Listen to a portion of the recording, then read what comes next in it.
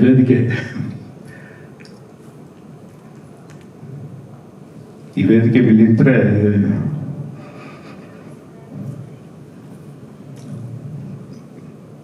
ತುಂಬ ನೆನಪು.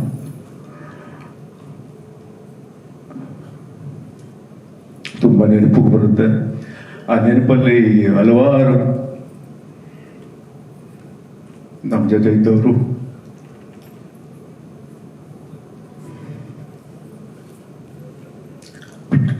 ನಮ್ಮನ್ನೆಲ್ಲ ಬಿಟ್ಟು ಹೋಗಿದ್ದಾರೆ, ಹಗಲಿದ್ದಾರೆ. ಅದು ತುಂಬ ಕಾಡುತ್ತೆ.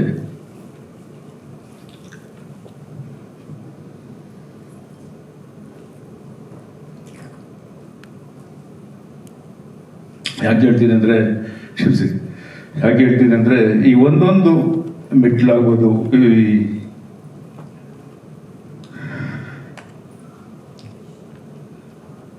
ಈ ವೇದಿಕೆ ಒಂದು ನೆನಪು. ಡಾಕ್ಟರ್ ಅಂಬರೀಷ್ ಅವರು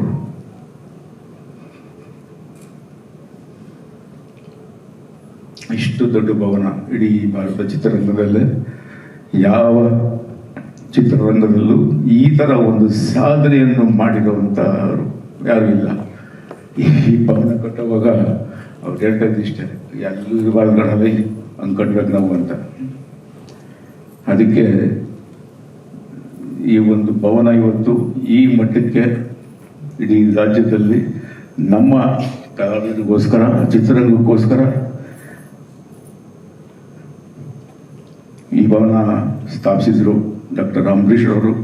ಇದು ಒಂದು ಕನಸಾಗಿತ್ತು ಡಾಕ್ಟರ್ ರಾಜ್ಕುಮಾರ್ ಅವರ ಕನಸು. ಕಲಾವಿದರಿಗೆ ಒಂದು ಭವನ ಕಟ್ಟಬೇಕು ಅನ್ನೋ ಒಂದು ಅವರ ಆಸೆಯಾಗಿತ್ತು. ಅದನ್ನು ಡಾಕ್ಟರ್ ಅಂಬರೀಷ್ ಅವರು ಎಷ್ಟು ಕಷ್ಟಪಟ್ಟು ಈ ಒಂದು ಭವನನ ನಿರ್ಮಿಸಿದ್ರು, ಕಟ್ಟಿದ್ರು ಅಂದರೆ ಇಡೀ ಕಲಾವಿದರಿಗೆಲ್ಲರೂ ಗೊತ್ತು.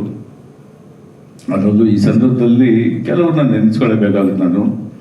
ಶಿವರಾಮಣ್ಣ, ಸುಂದರ್ ರಾಜ್, ದೊಡ್ಡಣ್ಣ, ಈ ಥರ ಎಲ್ಲರೂ ಅಂದರೆ ಮುಖ್ಯವಾಗಿ ಎಲ್ಲ ಕಲಾವಿದರು ಸೇರಿ ಇದನ್ನ ಇವತ್ತು ಚಿಕ್ಕ ಈ ಸೈಟ್ ತಗೊಂಡಾಗ ಚಿಕ್ಕ ಶೆಡ್ಡಲ್ಲಿ ಸರ್ಜಾ ದೇವರು ಬಂದು ಕೂತ್ಕೊಂಡು ಪ್ರತಿ ತಿಂಗಳು ಬಂದು ಕೂತ್ಕೊಂಡು ಎಲ್ಲರೂ ಬರೋ ಕೇಳಿ ಇಂಥ ಒಂದು ಅದೆಲ್ಲ ನನಗೆ ಜ್ಞಾಪಕ ಬಂದು ತುಂಬ ಮನಸ್ಸಿಗೆ ನೋವಾಯಿತು.